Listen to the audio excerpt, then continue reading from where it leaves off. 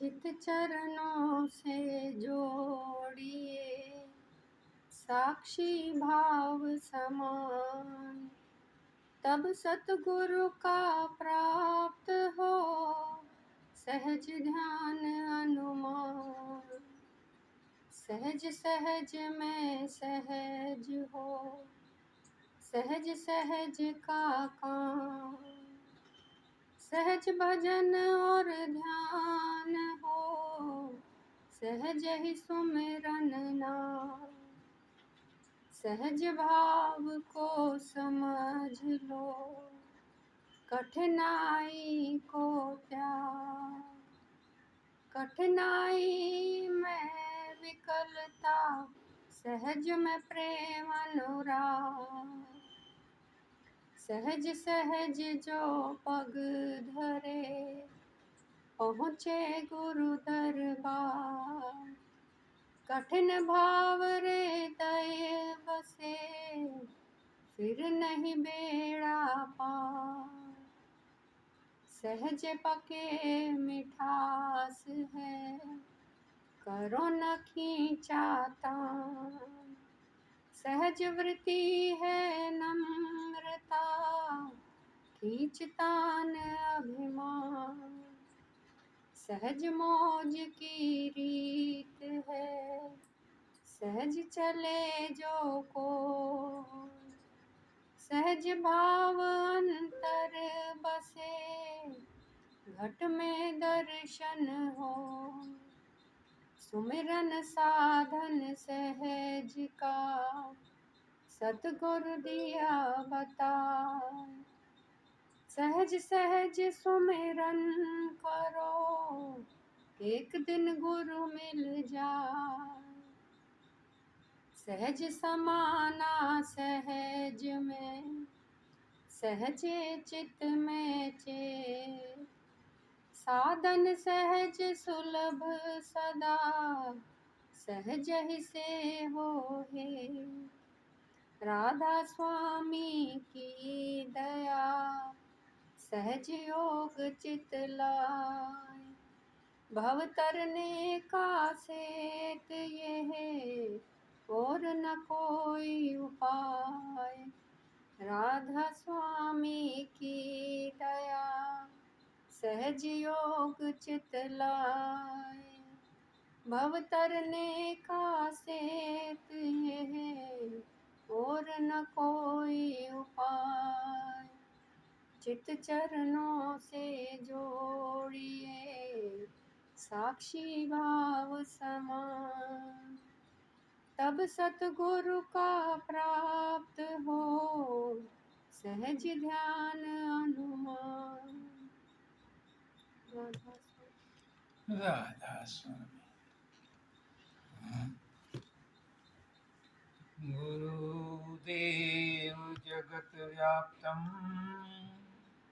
ब्रह्मा विष्णु शिवात्मकम् गुरु परतरं नहि किंचित् तस्मै श्री गुरुवे नमः।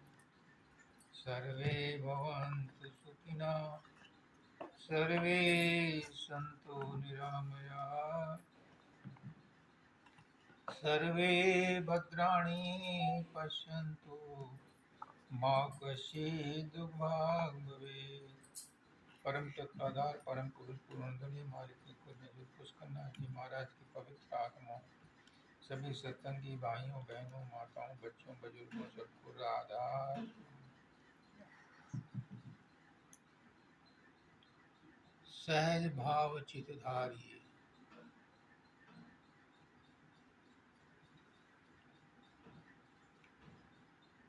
उस मालिक ने जब सृष्टि की रचना की, जब कुछ नहीं था, कुछ नहीं था, कुछ भी नहीं था, तो वो तो था, कुछ तो था, क्योंकि कुछ नहीं में से कुछ पैदा नहीं होता। जब कुछ होता है तो उसी में से कुछ पैदा होता है। वैकम में भी इलेक्ट्रॉन प्रोटॉन होते हैं। जहाँ कुछ नहीं है वहाँ पर भी इलेक्ट्रॉन प्रोटॉन होते हैं, अंधेरा होता है। उस अंधेरे में भी जीवन है, अणु परमाणु है। अंधेरा किस चीज का है? प्रकाश का अभाव अंधेरा है। अंधेरा का और प्रकाश में अणु है, परमाणु है, तो अंधेरे में भी है, क्योंकि उसी का तो रिफ्लेक्शन अंधेरा है। अंधेरे का रिफ्लेक्शन प्रकाश है और प्रकाश का रिफ्लेक्शन अंधेरा है। प्रकाश का अंत अंधेरा नहीं है और ना अंधकार का अंत प्रकाश है। ये एक दूसरे से जुड़े हुए हैं, प्रतिछाया है। तो जो गुण प्रकाश में है थोड़े बहुत अंधकार में भी हैं। तो जब कुछ नहीं था, कुछ नहीं था, कुछ नहीं था, तो कुछ तो था, और वो कुछ में से ही सब कुछ निकला। वो कुछ क्या था? वो परमात्मा था। पुष्कना जी कहते हैं कि जब वो उसने संकल्प किया कि मैं एक से अनेक हो जाऊं, तो उस समय उसने खींचातानी नहीं की कि लाओ जी मिट्टी लाओ, ये पानी लाओ, गारा बनाओ, सीमेंट लाओ, ईंट लाओ, मकान बनाओ। ऐसा कुछ नहीं किया। स्वाभाविक रूप से उसने कहा मैं एक से अनेक हो जाऊं, स्वाभाविक रूप से। तो उसमें से ही स्वाभाविक रूप से, सहज रूप से तमाम रचना प्रकट हो गई। उसका स्वभाव ही स्वभाव है, वही सहजता है। बच्चा है, अपने स्वभाव में रहता है। जब बड़ा होता है तो अपना स्वभाव भूल जाता है, दूसरे के स्वभाव को ग्रहण कर लेता है, इसलिए परेशानी आनी है। बच्चे का स्वभाव है हंसना, खेलना, रोना। रोना एक शक्ति है, रोना अवगुण नहीं है, एक शक्ति है। बच्चे की शक्ति है, वो रो करके आकर्षित करता है माँ को भी और दूसरों को भी। रोना भी एक शक्ति है, और वो प्रेम से रोता है। बच्चा प्रेम से रोता है, गुस्से में नहीं रोता बच्चा। हम जब आदमी बड़े होकर के रोता है तो इसमें बनावटीपन आता है, इसमें जो है दूसरों की नकल करने की आदत हो गई, इसलिए रोता है। कोई लोग तो दूसरों को देख करके रोते हैं, पिक्चर देख रहे हैं तो रोना शुरू कर देते हैं। वो स्वभाव नहीं है, वो उसको उसकी प्रतिक्रिया जो हम देख करके रोते हैं। तो अपने स्वभाव में, अपना स्वभाव क्या है? पुष्कनाथ जी कहते हैं हमारा स्वभाव वही है जो परमात्मा का स्वभाव है। और परमात्मा का स्वभाव है आनंद में रहना, संतोष में रहना, सुखी रहना, खुश रहना, प्रेम से रहना। ये परमात्मा का स्वभाव है। परमात्मा किसी को दंड नहीं देता, परमात्मा किसी से नफरत नहीं करता। हम उसके औलाद होते हुए भी, उसमें से निकले हुए भी अपने आप को भूल गए और हमने बाहरी मुखौटे धारण कर लिए। जब क्रोध आता है तो क्या हमारा स्वभाव है? अगर स्वभाव होता तो हम 24 घंटे उसी में रहते, क्रोध में। क्या कोई 24 घंटे क्रोध में रह सकता है? फट जाएगा, दिमाग फट जाएगा, ब्रेन हेमरेज हो जाएगा अगर 24 घंटे कोई गुस्से में रहेगा तो नहीं रह सकता। ऐसे ही क्रोध है, काम है, लोभ है, मोह है, अहंकार है, 24 घंटे नहीं रहता, क्योंकि वो हमारा स्वभाव नहीं है। हमने ये स्वभाव बदल दिया, हमने बाहरी चीज़ों को लेकर के अपने ऊपर ओढ़ लिया, और ये फिर हमारे कवर बनते गए, खोल बनते गए। तो हमने क्या किया? हमने अपने सहजता को, अपने स्वभाव को भूल गए, छोड़ दिया, और जो हमारा स्वभाव नहीं है उसको ओढ़ लिया, उसको ग्रहण कर लिया, उसको मान लिया। नतीजा क्या हुआ कि सत के साथ असत मिल गया, और जब सत असत के साथ मिल गया, हम सत हैं, और जो ये बाहरी हमने मुखौटे ओढ़े हैं ये असत हैं। शरीर भी उसमें आ गया, मन भी उसमें आ गया, संसार उसमें आ गया। इनके साथ हमने मेल जब कर लिया तो सत और असत के साथ मिलते के साथ ही रजोगुण पैदा हो गया, और रजोगुण में मिलते के बनने के साथ ही सारे केमिकल रिएक्शन शुरू हो गए। कहते हैं कि H2 ऑक्सीजन H2 है, O2 oxygen, O2 oxygen, H2O पानी, H हाइड्रोजन। दोनों मिल गए तो इनको अलग अलग बोतलों में रख दो तो पानी नहीं बनेगा, चाहे भले ही समीप रख दो उन्हें नहीं बनेगा। जब इन दोनों को मिक्स करोगे तो पानी बनने की संभावना है, लेकिन वो पानी भी पीने लायक नहीं होगा। किसी साइंटिस्ट ने आज तक अपनी लेबोरेटरी का बना हुआ पानी नहीं पिया। क्यों? वो बना कैसे? H2 और O मिलकर के कैसे बना? क्योंकि उसमें मिलने के लिए उसमें प्रेम चाहिए था, और प्रेम परमात्मा की शक्ति है। तो H2 और O मिलकर के तभी पानी बनता है जब परमात्मा उसमें होता है, परमात्मा की शक्ति होती है, वैसे नहीं बन सकता वो। तो इसको बनाने के लिए अगर अलग अलग बोतलों में रख दिया जाए तो वो पानी नहीं बनेगा, क्योंकि उसमें परमात्मा की शक्ति का संचार नहीं हुआ है। या जो उसके अणु और परमाणु हैं उन दोनों में मिलावट जब तक नहीं होगी, मेल कौन करेगा? मेल परमात्मा की शक्ति करेगी। वो नहीं होगी तो उससे नहीं बनेगा। नतीजा क्या निकला कि हमने जो भी असत को अपने साथ में जोड़ लिया, तो असत सत के साथ जुड़ नहीं सकता, रह सकता है, एक नहीं हो सकता। शरीर कभी भी अमर नहीं हो सकता और जीव कभी मर नहीं सकता, लेकिन जीव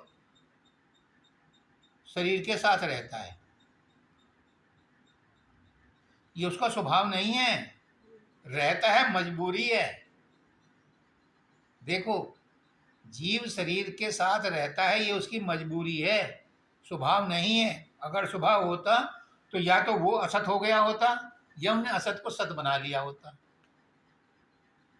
या तो उसने शरीर को अमर बना लिया होता अगर मिलने की शक्ति होती, और या फिर अपने आप असत हो गया होता, अपने आप मरणशील हो गया होता। ये संभव नहीं हुआ। क्यों? क्योंकि अब जो जीव है, जो आत्मा है, वो चैतन्य है, और प्रकृति जो है वो जड़ है।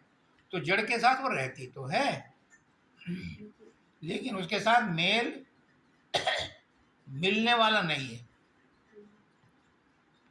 कृष्ण भगवान कहते हैं गीता में कि मेरी प्रकृति मुझ पर निर्भर है, मैं प्रकृति के साथ भी रहता हूँ, प्रकृति के बिना भी रहता हूँ, लेकिन प्रकृति मेरे बिना नहीं रह सकती। जब शरीर में से आत्मा निकल जाती है, सूरत निकल जाती है, प्राण निकल जाते हैं, तो वो नष्ट हो जाता है। पहले उस शरीर के पैर छूकर के आशीर्वाद दिया करते थे, अब कहते हैं कि तुमने शरीर को छुआ तो नहा के आ। इतना फर्क पड़ जाता है, क्योंकि उसमें से सत निकल गया। तो सत क्या है? सत है अपना स्वभाव, सत है सहजता। जब हमने उस सहजता को छोड़ करके असहजता में आ गए, काम क्रोध लोभ मोह अहंकार में आ गए, प्रकृति के साथ आ गए, शरीर के साथ आ गए, तो हमें कष्ट होता है, होगा, क्योंकि हमने अपनी सहजता छोड़ दी। अगर हम सहजता में पुनः वापस आ जाएं, कृष्ण भगवान कहते हैं गीता में अर्जुन को, तू अपना सहज स्वाभाविक कर्म कर और युद्ध भी कर, क्योंकि तेरा सहज स्वाभाविक कर्म है, तू क्षत्रिय है। अगर तू सहज स्वाभाविक कर्म नहीं करेगा और तू कहता है कि मैं भीख मांग करके खा लूंगा, जंगल में चला जाऊंगा, तो तेरा सहज स्वाभाविक कर्म तुझे वहां भी चैन से नहीं बैठने देगा। सोचेगा मेरे भाई क्या कर रहे हैं युद्ध में, मेरा बेटा क्या कर रहा है।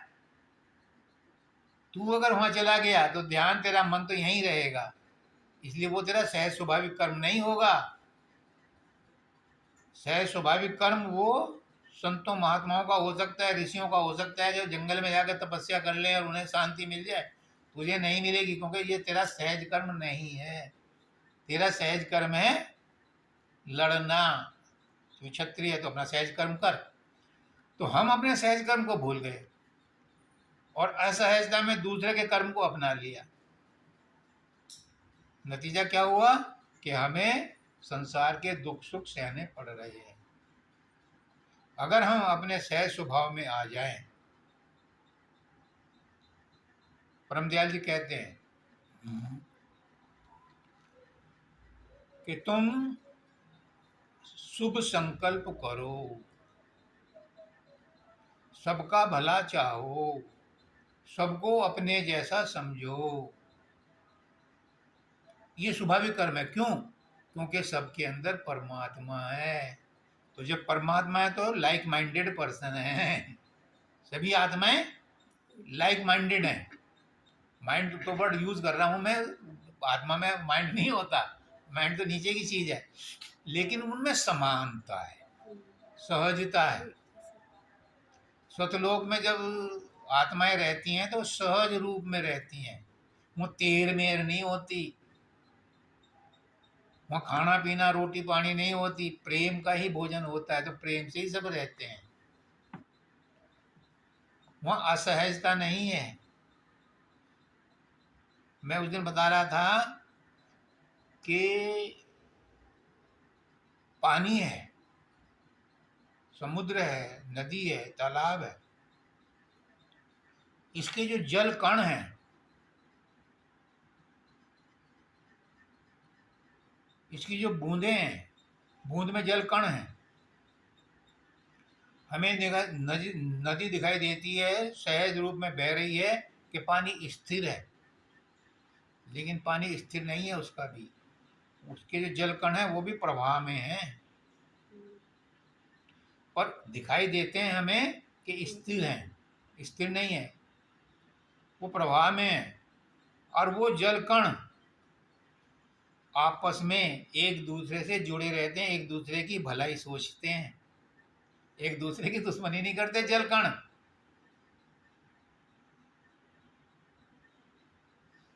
बिना जल कण के बूंद नहीं बन सकती, और बिना बूंद के समुद्र नहीं बन सकता। जल कण तो है, उसमें हैं, लेकिन वो स्वाभाविक रूप में रहते हैं। लहर उठती है थोड़ी देर के लिए और बूंद अलग दिखाई देती है, जल कण भी उसके अंदर होते हैं, लेकिन वो स्वभाव में रहते हैं, इसलिए वापस स्वभाव में समुद्र में वापस आ जाते हैं, तालाब में वापस आ जाते हैं, नदी में वापस आ जाते हैं, स्वभाव में रहते हैं। हम अपने स्वभाव में नहीं रहते, इसलिए हम परमात्मा में नहीं मिल पाते। और यही काम करने के लिए गुरु आता है कि तुम्हें स्वभाव में कन्वर्ट कर दे, अपने स्वभाव को ग्रहण करो। इस स्वभाव को ग्रहण करने के लिए ही वो साधन ध्यान तपस्या योग बताता है, ताकि तुम असत को त्याग करके सत में वापस आ जाओ। और कुछ मतलब नहीं है इसका। साधन ध्यान अभ्यास से परमात्मा नहीं मिलता। साधन ध्यान अभ्यास तो उस असत को दूर करने के लिए किया जाता है कि असत दूर हो जाए, जो हमारा झूठपना है, जो हमारा बाहरी आवरण है वो हट जाए, मन शांत हो जाए।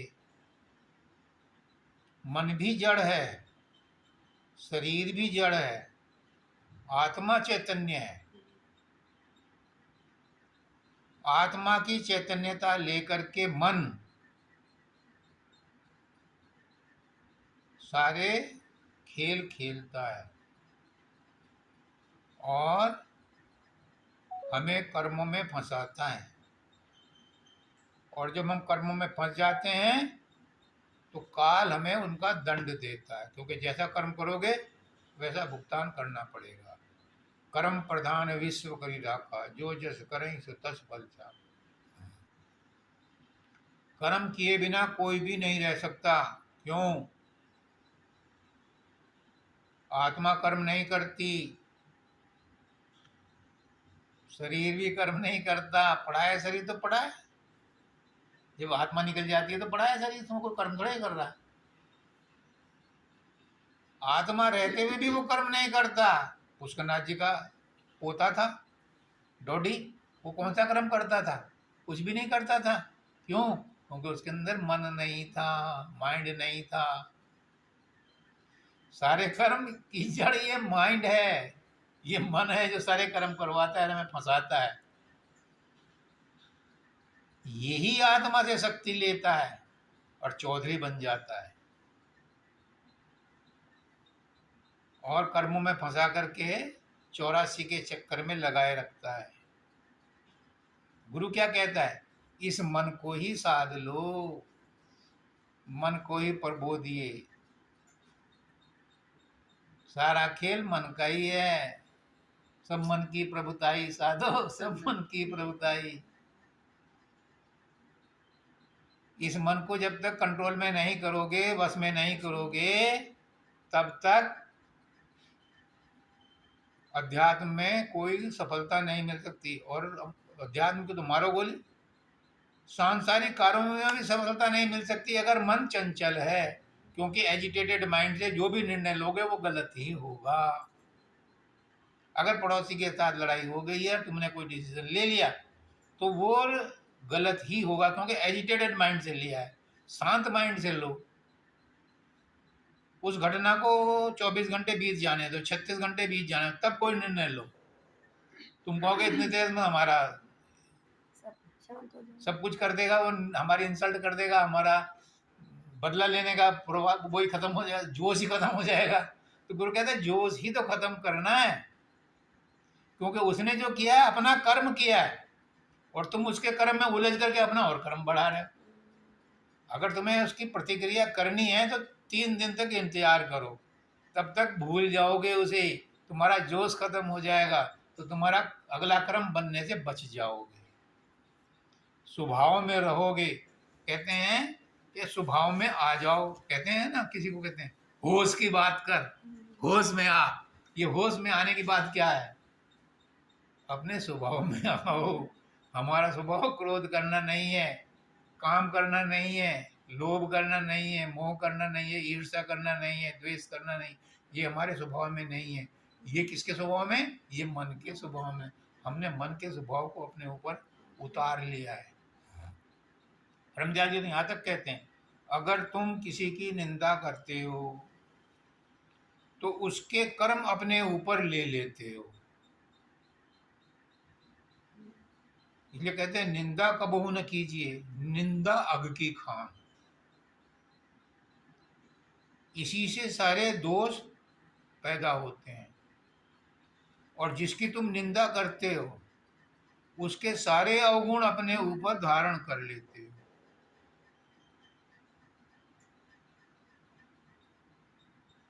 निंदा करने वाला जिसकी निंदा करता है उसके अवगुण अपने ऊपर लेकर उसे अवगुणों से बरी कर देता है, उसका कल्याण कर देता है। तो तुम उसके अवगुण लेकर के अपने ऊपर क्यों उसके ऊपर वो कर रहे हो? वो बरी होता है कि नहीं होता वो तो वो जाने, क्योंकि उसने निंदा करने के बाद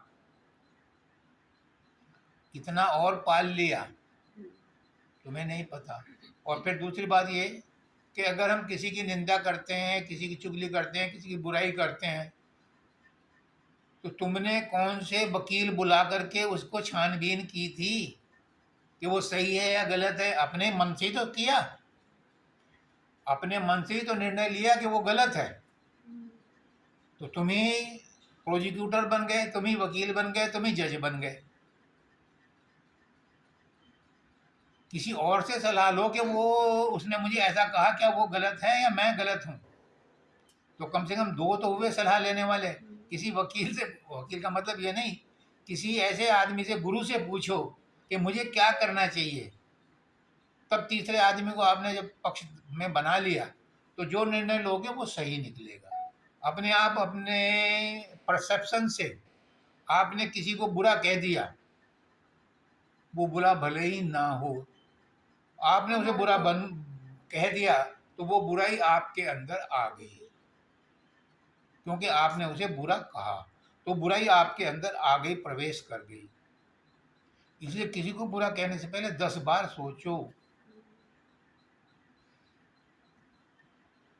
कि अगर उसके अंदर बुराई है तो अच्छाइयाँ क्या हैं। कोई भी आदमी ऐसा नहीं है, परमात्मा ने ऐसा नहीं बनाया जो बुरा हो। हमने उसे बुरा कहा तो उसके अंदर अच्छाई भी तो होगी, उसकी अच्छाई भी तो देखो।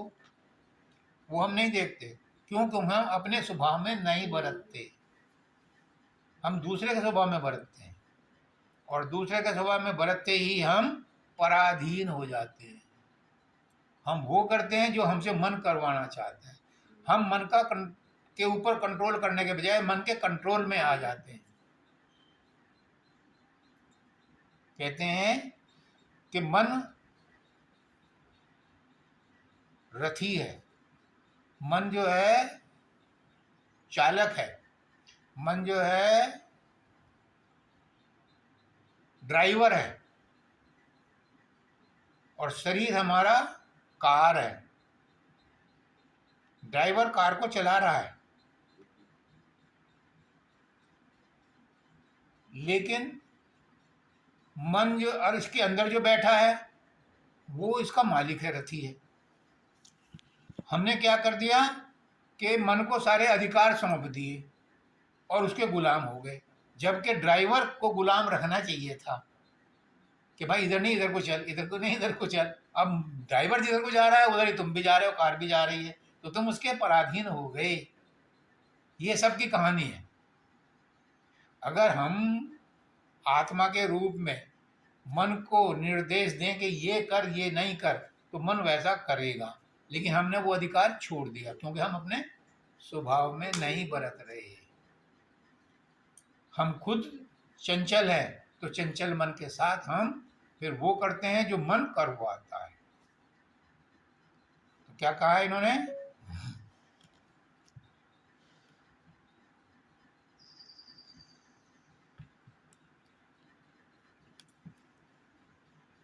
सहज सहज में सहज हो, सहज सहज का काम, सहज भजन और ध्यान हो, सहज ही सुमिरन नाम। हाँ जी, सहज में ही सब काम करो। घर के काम भी सहज में ही करो। जल्दबाजी में करोगे कुछ लोग टेलीफोन पे भी बात कर रहे हैं, गाड़ी भी चला रहे हैं, और साथ में उठा करके सामान इधर से उधर भी रहे दूसरे हाथ से, और स्टेयरिंग बिल्कुल फ्री छोड़ रखा है। तो वो सहजता में नहीं कर रहे हम, और इसीलिए एक्सीडेंट भी होते हैं। मैं कई बार देखता हूँ कि अगली वाली गाड़ी धीमे चल रही है, पता चला कि वो तो टेलीफोन पे बात कर रहा है इसलिए धीरे चला रहा है। तो ये जब हम सहजता को छोड़ देते हैं, असहजता में आ जाते हैं, चाहे वो संसार का ही काम क्यों ना, अभी तो सुमरन ध्यान की बात बाद में करेंगे, अभी तो संसार की बात है। अगर संसार के काम भी हम सहजता में नहीं करते, असहजता में करते, जल्दबाजी में करते हैं, गुस्से में करते हैं, नाराजगी में करते हैं। मेरे पिताजी कई बार कहते थे कि रोते गए मरो की खबर लाए। अगर तुम रोते हुए किसी काम को करने जाओगे तो सफलता नहीं मिलेगी, क्योंकि तुम सहजता में नहीं गए उस काम को करने के लिए, तो कैसे सफलता मिलेगी? सहजता में अगर काम को करोगे तो निर्णय लेकर के काम करोगे। तुम कहानी पढ़ी थी महाराज जी की, अभी जब हम किताब बना रहे थे वो, कि एक राजा ने पूछा क्या प्रारब्ध ही सब कुछ है, पुरुषार्थ कुछ नहीं? क्या भाग्य को बदला जा सकता है? तो सारे दरबारी चुप। तो एक बोला कि जी इसका सही से ही पता तो गंगाराम देगा। कौन है भाई गंगाराम? अब जी वो फला गांव में रहता है, उसको बुलाओ। अगले दिन उसे बुलाया गया, उससे वही प्रश्न पूछा, क्या भाग्य ही सब कुछ है? क्या पुरुषार्थ कुछ नहीं है? क्या भाग्य को बदला नहीं जा सकता? तो उसने कहा महाराज बात ऐसी है कि शांत मन से बुद्धि को स्थिर करके सोच समझकर जो निर्णय लिया जाता है उस पर फिर अपनी पूरी शक्ति से जो काम किया जाता है, आपके लिए भी है। शांत मन से, शांत बुद्धि से जो निर्णय लिया जाता है फिर उस पर सब कुछ अमल करके पूरी शक्ति से जब कार्य किया जाता है तो उस कार्य में सफलता मिलती है और इस तरह से भाग्य का लिखा भी बदला जा सकता है। चाहे पिछला भाग्य बदले या ना बदले, लेकिन अगला भाग्य बदला जा सकता है। उसकी बात राजा को पसंद आ गई और उसे दरबारी बना दिया, क्योंकि उसने सहज रूप में जवाब दिया था। जब हमारा मन शांत होगा हम सहज रूप में आ जाएंगे। पुष्करनाथ जी बात याद आती है, वो कहते हैं मन की शांति ही परमात्मा का साक्षात्कार है। तो मन के शांत होते ही हम सहजता में आ गए। तो उस आदमी की बात सहजता में आ गई। बुद्धि को से सही निर्णय लो, यानी मन को बुद्धि के अधीन कर दो, क्योंकि मानवदयाल जी कहते हैं बुद्धि आत्मा के अधिक नजदीक रहती है, मन दूर रहता है। बुद्धि आत्मा के अधिक नजदीक रहती है। मन बुद्धि चित्त अहंकार, तो वो बुद्धि मन से ऊपर है और आत्मा के नजदीक रहती है। क्यों? ज्ञान कहाँ से आता है? ज्ञान आत्मा से आता है और उसी ज्ञान का अपभ्रंश बुद्धि है। ज्ञान कहाँ से आता है? ज्ञान आत्मा से आता है और उसी ज्ञान को जब लोकलाइज कर देते हैं, जब उसे संसार में फंसा देते हैं, तो वही बुद्धि कहलाती है। असली में तो वो ज्ञान है और वही ज्ञान आत्मा का ज्ञान है। साइंटिस्ट जितने भी रिसर्च करते हैं ये सांसारिक बुद्धि से करते हैं। मानवदयाल जी कहते हैं कि जिस समय ये अपनी लेबोरेटरी में जाकर के किसी चीज़ पर गहन चिंतन करते हैं, बहुत सोचते हैं, उस समय मन को भूल जाते हैं, तो बुद्धि उनकी चैतन्य हो जाती है और वो बुद्धि उनको उस पॉइंट पर ले जाती है जहाँ से नए नए आविष्कार वो कर पाते हैं। वो कहते हैं ये तो सांसारिक उपलब्धि है, लेकिन अगर उन्हें गुरु मिल जाए तो उस अवस्था में वो उस वहाँ भी पहुँच सकते हैं जहाँ से ये भी ज्ञान निकला है। एक कोई साइंटिस्ट था, उसको नोबेल प्राइज भी मिला, और जो वो रविंद्रनाथ टैगोर से या महात्मा गांधी नहीं, आइंस्टीन रविंद्रनाथ टैगोर से, हाँ आइंस्टीन से रविंद्रनाथ टैगोर से मिला था। उसने नहीं, कोई एक और साइंटिस्ट आया था, वो महात्मा गांधी से मिलने आया, आत्मा के बारे में पूछा, तो उसने कहा कि आत्मा के बारे में जान करके जो मुझे उपलब्धि, जो मुझे खुशी उस नोबेल प्राइज से हुई थी, वो उसके मुकाबले में कुछ भी नहीं है जो मुझे आत्मा के ज्ञान के बारे में जान करके हुई। Nikola Tesla. Nikola Tesla. हाँ, उसने ये स्वीकार किया कि आत्मा का ज्ञान जहाँ पर सब संतुष्टि, शांति और संतोष रहता है, वो प्राप्त करने के बाद जो ये मुझे नोबेल प्राइज मिला, ये कुछ भी नहीं है उसके मुकाबले। तो वो ज्ञान कहाँ से आता है? वो ज्ञान आत्मा का ज्ञान है। बुद्धि जो है उसी ज्ञान का सांसारिक रूप है। इस बुद्धि को भी नहीं हम टच करते, मन के ही चक्कर में रहते हैं। बुद्धि को भी नहीं हम इस्तेमाल करते, क्योंकि चंचल मन हमें बुद्धि की स्थिर प्रतिक्रियता तक नहीं जाने देता। कृष्ण भगवान कहते हैं कि जो आदमी स्थित प्रज्ञ होता है, यानी जिसकी बुद्धि स्थिर हो गई हो, मन स्थिर हो गया है, तब तो वो परमात्मा के साक्षात्कार कर लेगा। लेकिन जिसकी बुद्धि स्थिर हो गई तो वो तो परमात्मा ही बन गया। देखो इसकी ऊंची कितनी बात है। जिसका मन स्थिर हो गया वो परमात्मा को देखने के काबिल हो जाता है। पुष्करनाथ जी कहते हैं मैं तो पत्थर की लकीर मानता हूँ। लेकिन जिसकी बुद्धि स्थिर हो जाती है, कृष्ण भगवान कहते हैं कि वो परमात्मा ही हो गया। अब देखो, अगर बुद्धि स्थिर हो गई तो वो कहाँ पहुंच गई? वो आत्मज्ञान में पहुंच गई, और जिसको आत्मज्ञान हो गया वो परमात्मा का ही अंश हो गया।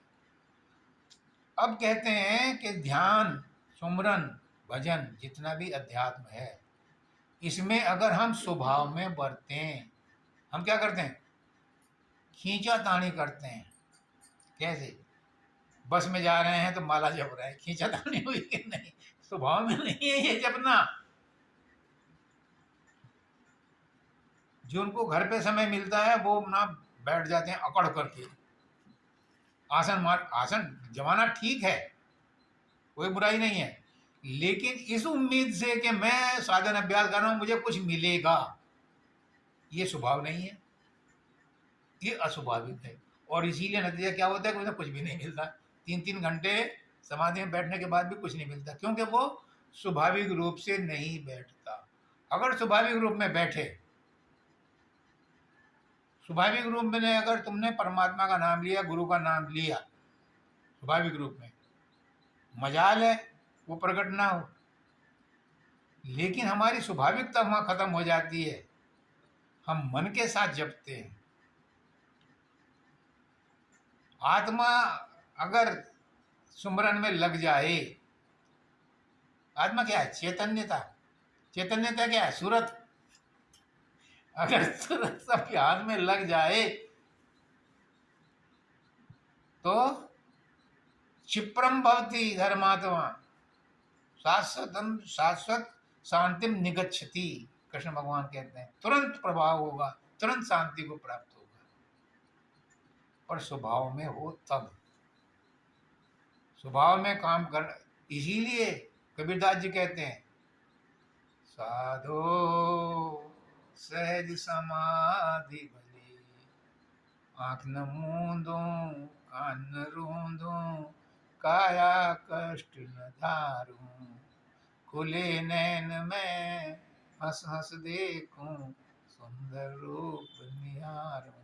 फिर खींचातानी करने की जरूरत नहीं है, आंखें बंद करके और जबरदस्ती बैठने की जरूरत नहीं है। कहते हैं खुली आंख से देखो, सहज रूप में देखो। अगर सहज रूप में देखना चाहो, सुबह सुबह उठो, प्रकृति के साथ देखो कैसे बढ़िया खुशबू आ रही है, कैसी हवा चल रही है, कैसा चिड़िया चहचहा रही हैं। यहाँ तो खूब होता है, हमने पिछली बार बताया था। तो प्रकृति क्या है? पुष्करनाथ जी ने कहा कि ये प्रकृति भी परमात्मा की ही है। भूमि, भगवान कैसे बना? भ से भगवान, भगवान, ग से गगन, ब से वायु, ब से वायु, न से नीर, न से नीर,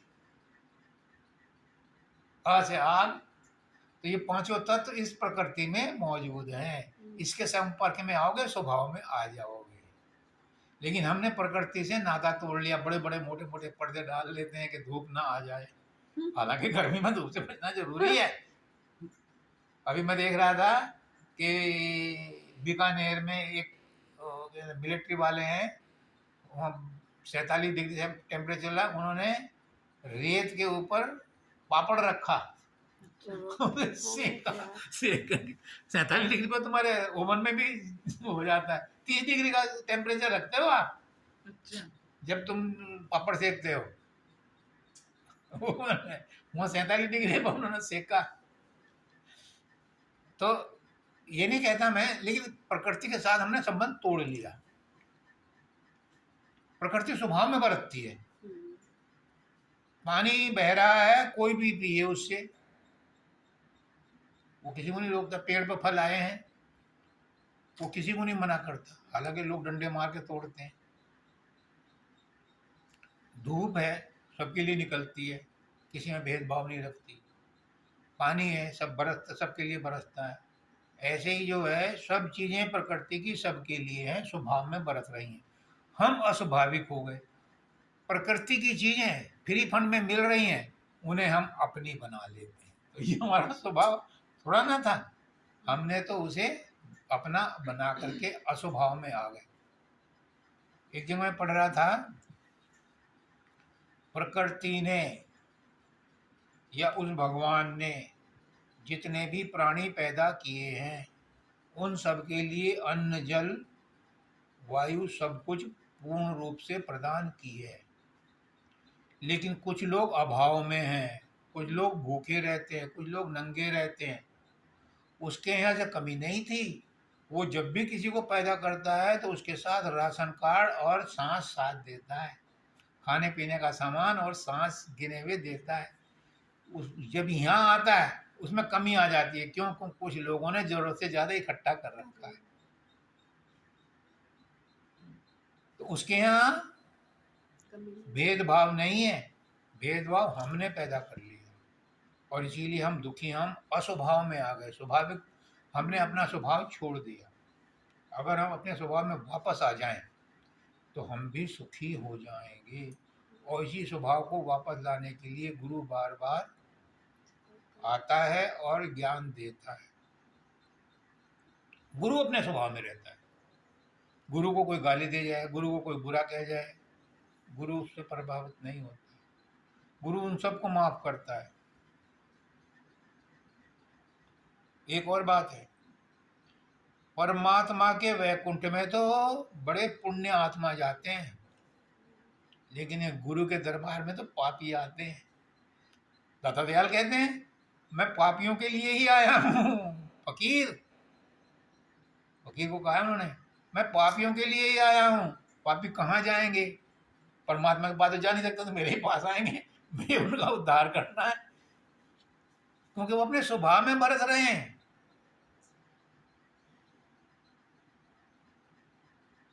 उन्होंने शब्द लिखा है, मुझे याद नहीं है, अपने स्वभाव में बढ़ते निज दिन करें सबकी सेवा। फकीर को कहा, तू भी अपने स्वभाव में बरत, दूसरे के स्वभाव में बरतना अच्छा नहीं है। हमारा क्या स्वभाव है? हमारा स्वभाव है प्रेम, हमारा स्वभाव है शांति से रहना, हमारा स्वभाव प्रसन्न रहना। मैं इसीलिए लिखता हूँ सबको सुबह के मैसेज में कि सब खुश रहो, सुखी रहो, क्योंकि हमारा स्वभाव है। हम भूल गए अपने स्वभाव को, दूसरों के स्वभाव में जीते हैं, दूसरों की हिरसी जो है, हम अपने आप को परेशानियों में डालते हैं। हमारा स्वभाव परेशानी में रहना नहीं है। इसलिए हर आदमी जब थक जाता है कहता है, यार मुझे शांति से बैठने दे, 5 मिनट 10 मिनट में तो समझ रहा, सब दूर हो जाओ, मुझे जरा शांति से रहने दो। क्यों कहता है? क्यों? उसका स्वभाव शांति है, अपने स्वभाव में जाना चाहता है। जा पाता है या नहीं जा पाता वो अलग बात है। मोबाइल ही उसे अपने स्वभाव में नहीं जाना देता। जब उसे शांति चाहिए वो मोबाइल को खोल के बैठ जाता है। क्या मोबाइल में शांति है? टीवी देखना शुरू कर देता है। क्या टीवी में शांति है? वो भूल गया। गुरु कहता है कि अपने अंदर में मुड़ो, अपने अंदर में घुसो, अपने आप से जुड़ो, शांति वहां मिलेगी, स्वभाव वहां मिलेगा। क्यों कहता है वो? और इसीलिए कहता है कि पहले तुम उस गुरु को, उस परमात्मा को गुरु के रूप में बाहर देख लो। जिसने इनको गुरु के रूप में बाहर मान लिया, परमात्मा मान लिया, वो तर गए, उन्हें शांति मिल गई। जिन्होंने इनको सिर्फ पंडित दयाल समझा, वो उनसे ज्यादा नहीं ले पाएंगे। क्यों? ये अपने स्वभाव में बरतते थे, और कोई इनके स्वभाव से जुड़ जाए तो वो भी स्वभाव में बरतने लगेगा, और इनके स्वभाव में नहीं जुड़ा, इनका क्या कसूर? इसलिए गुरु के पास जाओ तो गुरु के स्वभाव के जैसे हो जाओ। गुरु नफरत नहीं करता, तुम भी नफरत मत करो। गुरु ईर्षा नहीं करता, तुम भी ईर्षा मत करो। गुरु सचों बरतता है, गुरु शब्द से जुड़ा होता है, तुम भी शब्द से जुड़ जाओ। गुरु प्रकाश से जुड़ा होता है, तुम प्रकाश से जुड़ जाओ, तो अपने स्वभाव में आ जाओगे। आगे क्या कहते हैं?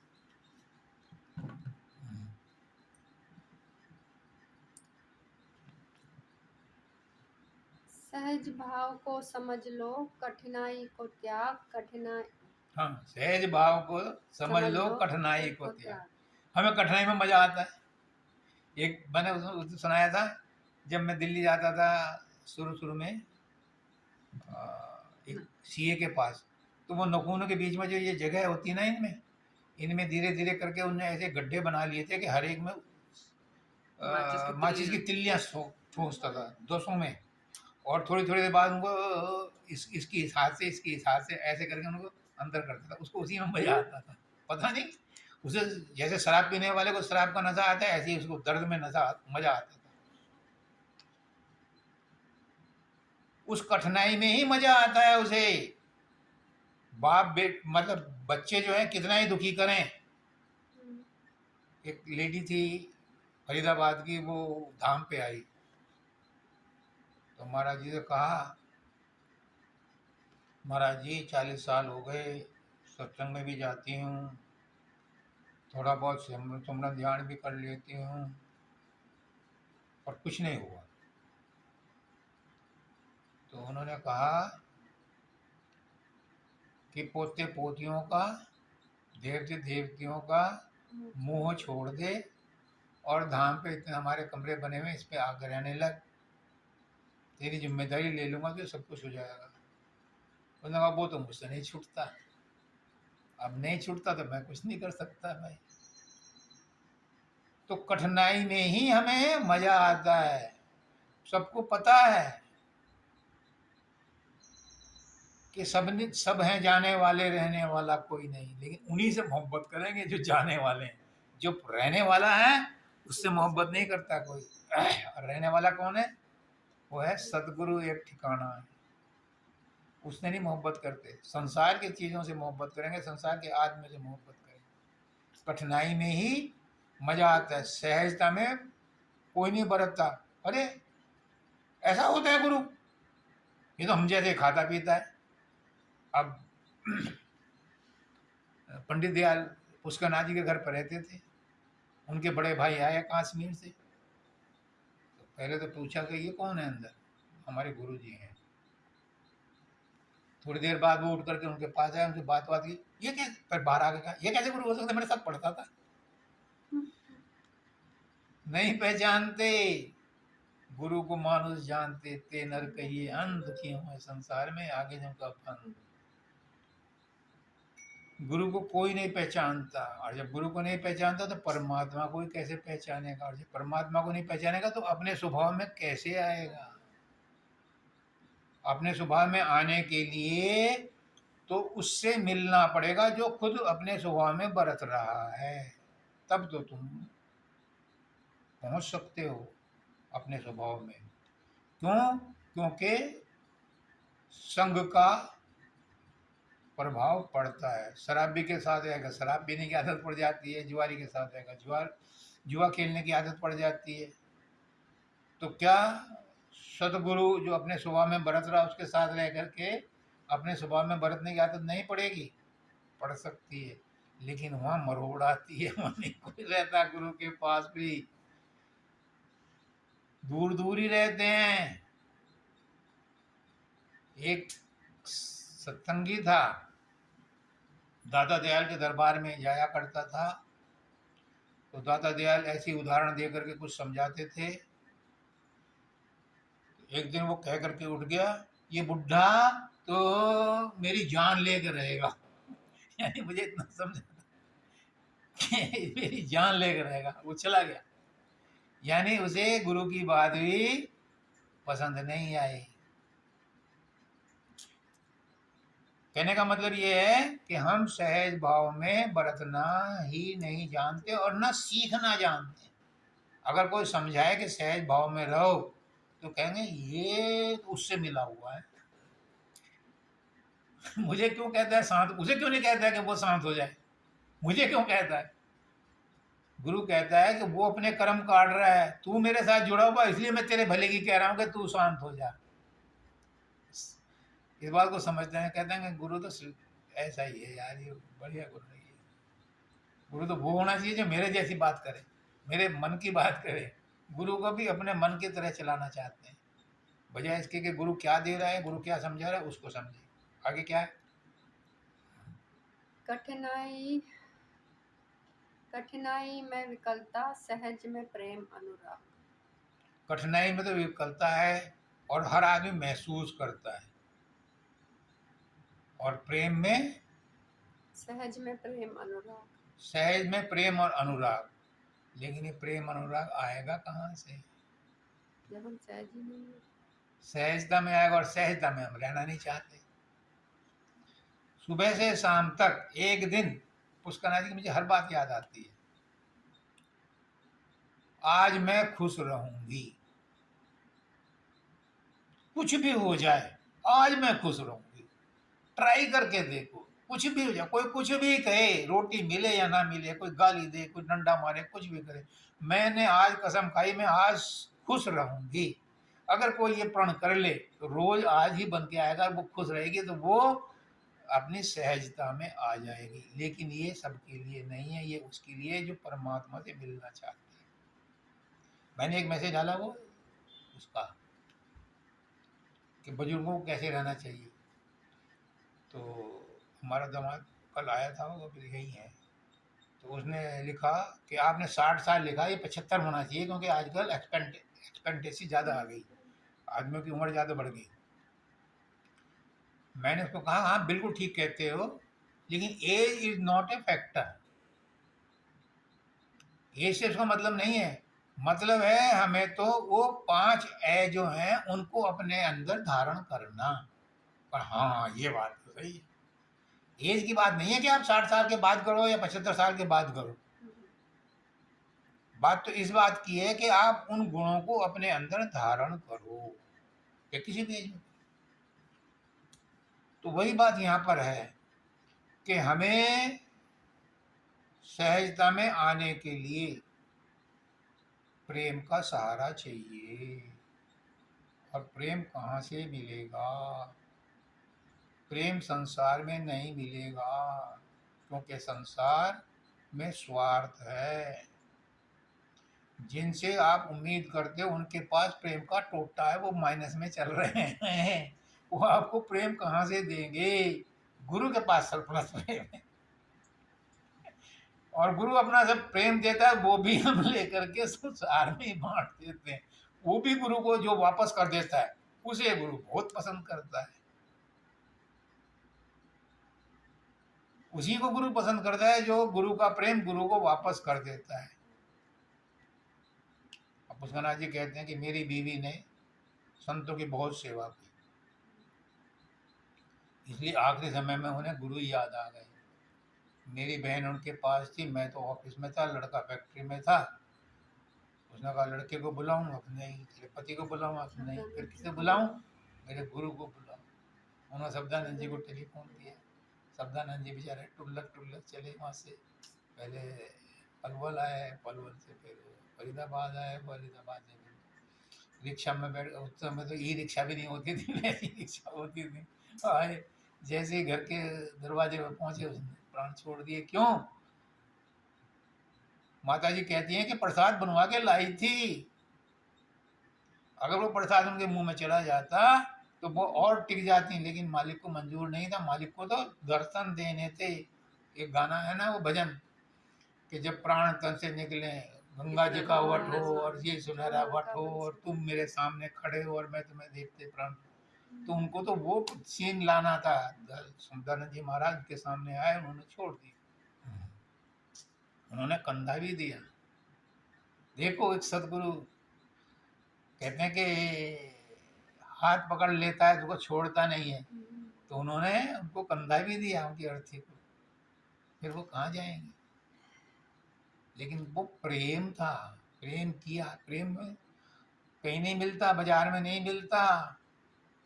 और हम अपना प्रेम खो चुके, हमें प्रेम का पता ही नहीं है। असली प्रेम का भंडार गुरु के पास। जिनसे भी हम संसार में उम्मीद करते हैं प्रेम की, प्रेम नहीं मिलता, वो प्रेम से खाली है। मोह तो है, प्रेम नहीं है। प्रेम प्रेम सबको ही कहे, प्रेम न चीने को, और 8 पैर भी ना रहे प्रेम का। वे जो प्रेम में बस मस्त है, पड़ा है, वही प्रेम है। प्रेम करने वाले को ये भी पता नहीं रहता कि मैं प्रेम कर रहा हूं। उसके अंदर तो एक मस्ती है, बस मस्ती में रहता है, वही मस्ती का नाम प्रेम है। तो जब वो मस्ती आएगी तब सहजता आएगी, और जब सहजता आएगी तो फिर उस परमात्मा के पास पहुंचोगे जो सहज है। परमात्मा सहज है। असहजता में परमात्मा तक नहीं पहुंचा जाता। इसलिए कहते हैं बाबा फकीर कि जब मैं वहां पहुंच जाता हूं तो अपने आप को भूल जाता हूं, दिमाग में नहीं रहता, सोचने की शक्ति नहीं रहती, मैं गुम हो जाता हूं। वो क्या है गुम होना? वही सहजता है वंदिता, उसी का नाम सहजता है। सहजता में क्या है? सहजता में ही परमात्मा है। क्योंकि अगर पूर्ण सहजता है तो केवल परमात्मा में है। हमारी आत्मा जब उस सहजता की अवस्था में आ जाती है तो पूर्णता में मिल जाती है। जब तक नदी में नाले में पानी चल रहा है वो असहज है, जब वो समुद्र में पहुंच जाता है तो सहज हो जाता है। अगर तालाब में रुक जाता है तो उसको भी खींच, वो भी असहजता महसूस करता है, तालाब वाला पानी भी, नहर वाला भी।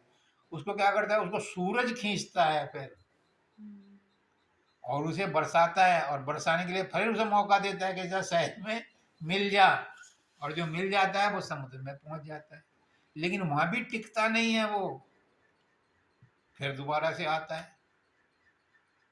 तो गुरु क्या कहता है? समुद्र में पहुंच करके उसकी तलहटी में जो पहुंच जाता है वहां उपद्रव नहीं है, ऊपर ऊपर ही समुद्र में लहरें उठती हैं। मुझे नहीं पता, वृंदा ने बताया था कि जब वो बॉम्बे में गई और उसने वहाँ अपने ट्रेनिंग के दौरान वहाँ डुबकी लगाई तो पता चला कि नीचे जब जाकर के देखते हैं तो वहाँ का पानी भी मीठा है और वहाँ पर उथल पुथल भी नहीं है। इसीलिए बॉम्बे हाई में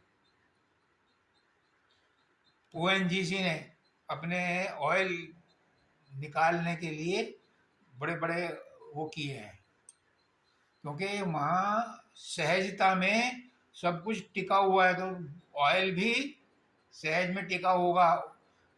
ये गैस भी अंदर भरी होगी सहजता में, वहीं से निकाल करके लाते हैं। तो सहजता में ही पूर्णता है, सहजता में ही परमात्मा तत्व है। आगे क्या कहते हैं? सहज सहज कठिन सहज सहज जो पग धरे पहुँचे गुरु दरबार, कठिन भाव हृदय बसे फिर नहीं बेड़ा पार। हाँ जी, यही मैं बता रहा हूँ इतनी देर से कि जो सहज रूप में सहजता के साथ साधन अभ्यास करता है, सहज सहज का साधन, जो सहज सहज में साधन करता है वही सहज रूप में अपनी मंजिल पर पहुंचता है। जो खींचा तान करता है, जबरदस्ती करता है, वो वहां तक नहीं पहुंच पाता, असहजता में वो नहीं मिलता।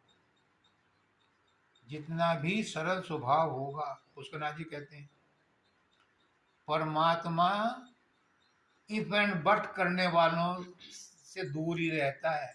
उसे तो भोला भाला सत्संगी चाहिए जो पूरी तरह से समर्पण कर दे। समर्पण कौन करेगा? जो सरल स्वभाव में होगा। जिसके दिमाग में उलझन है वो समर्पण नहीं कर सकता। यो है, ये सहज स्वभाव में समर्पण करती रहती है। जिसमें खींचा तानी होती है वो समर्पण भी नहीं। कहते हैं ना कि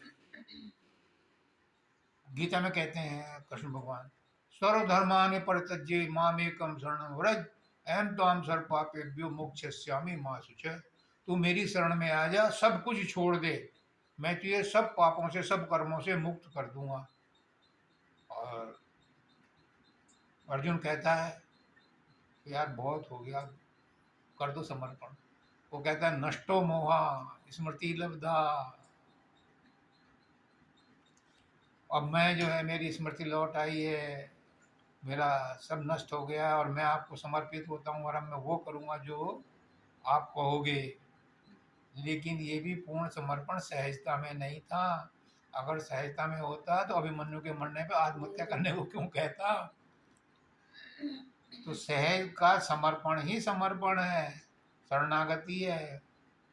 कहने से नहीं होती ये बातों की, पकवान नहीं है।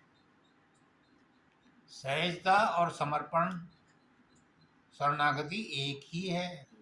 समर्पण और शरणागति वही हो सकता है जो सहज स्वभाव में बढ़ते। सहज स्वभाव में बढ़ते निज दिन करें दया की दृष्टि। संति होता है जो सहज स्वभाव में रहता है और हमेशा दया दृष्टि करता है। सहज पके मिठास है, हाँ। करो न खींचा तान। हाँ आजकल तो इंजेक्शन लगा कर पकाते हैं। सहज वृत्ति है नम्रता, हाँ। खींच तान अभिमान। खींचतान अभिमान, उसी में अभिमान आ जाता है जिसमें खींचतान होती है। 3-3 घंटे समझ लो, आज तो मैं 3 घंटे बैठा, आज तो मैं 2 घंटे बैठा। वो खींचतान है, उसमें कुछ नहीं है। अभिमान और पैदा हो जाता, उसको ना जी कहते हैं, अभिमान और पैदा हो जाता है, मिलता कुछ नहीं है। क्योंकि मिलेगा तो सहज में। मैंने देखा है उन्हें कि वो सहज समाधि में ही रहते थे। साधु सहज समाधि भली, वो सहज समाधि में ही रहते थे। वो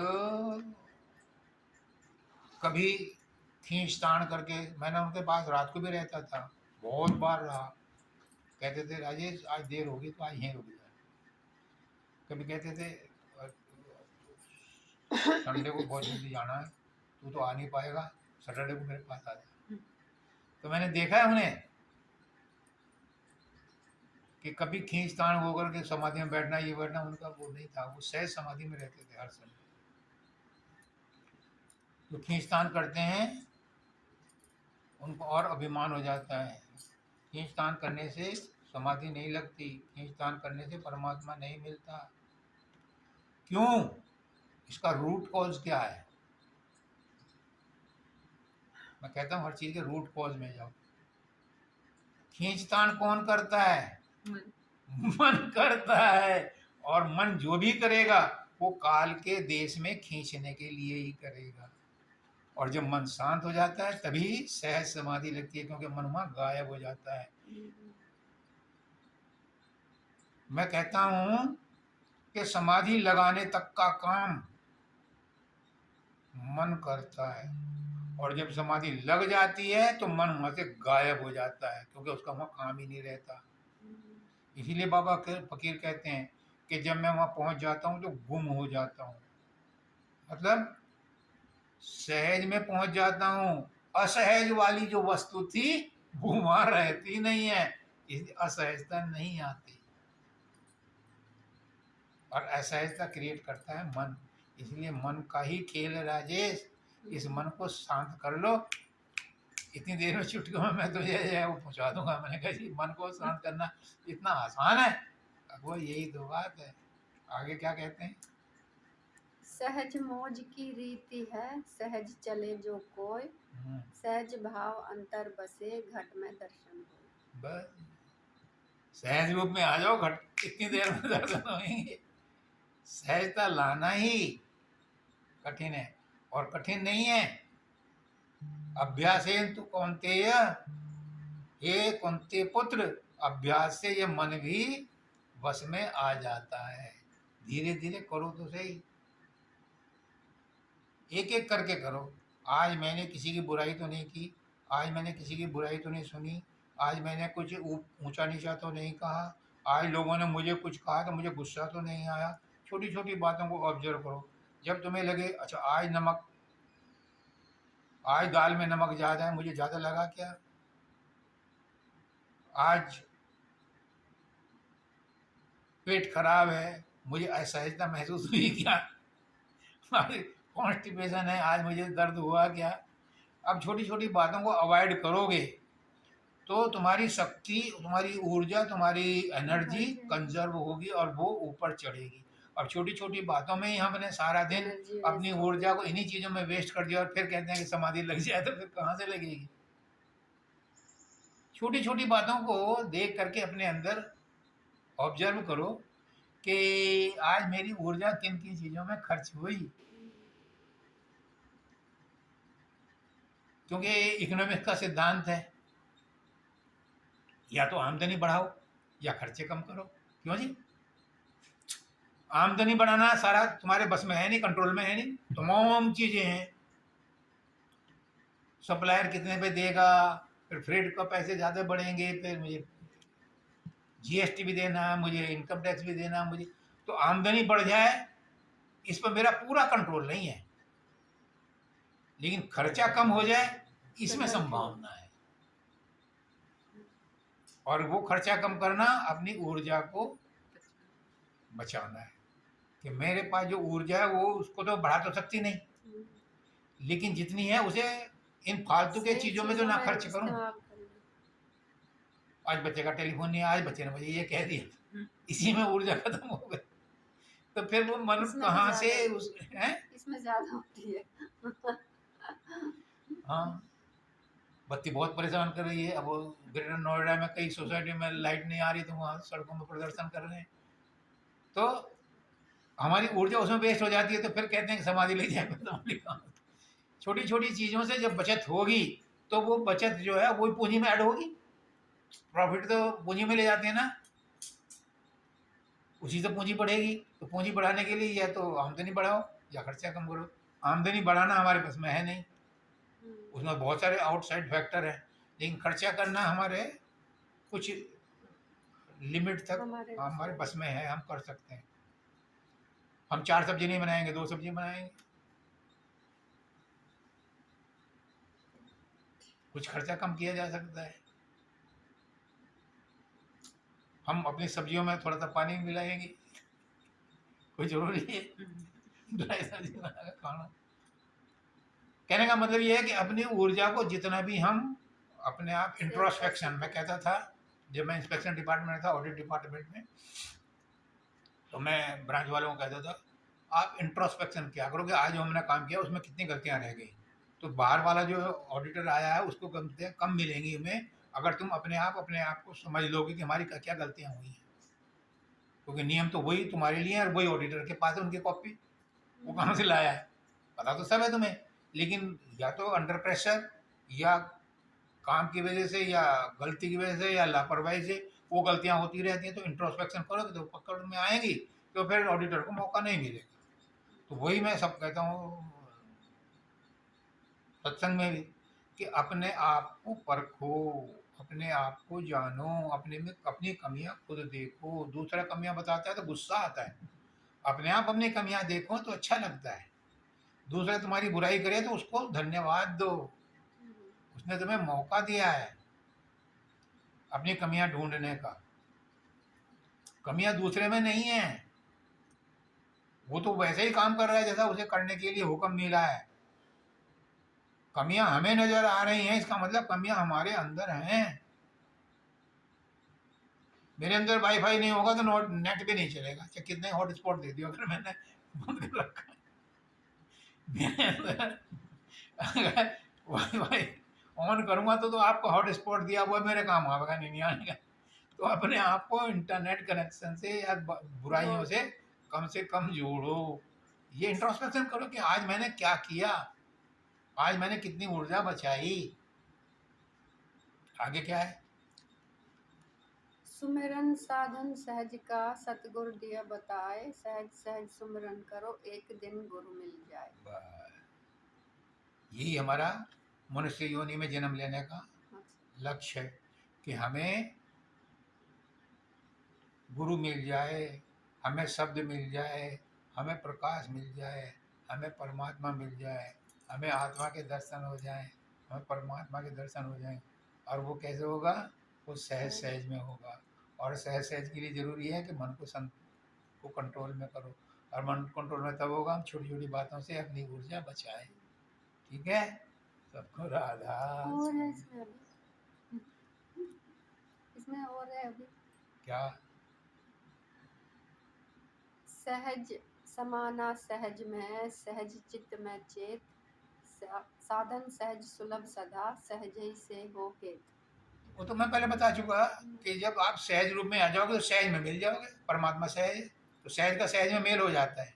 असहज का सहज में मेल नहीं हो सकता, क्योंकि शरीर सहज नहीं है, मन सहज नहीं है, तो आत्मा में इसका मेल नहीं हो सकता। आत्मा इस समय असहज है तो परमात्मा में नहीं मिल पा रही। आत्मा सहज हो जाएगी तो सहज परमात्मा में मिल जाएगी। तो पहले बोला यही तो था इसका। और भी है। राधा स्वामी की दया सहज योग चित लाए, भव तरने का सेत ये और न कोई उपाय। और न कोई उपाय भैया, और कोई उपाय नहीं। इससे shortcut, there is no shortcut, ये तो करना ही पड़ेगा। ठीक है, सबको राय।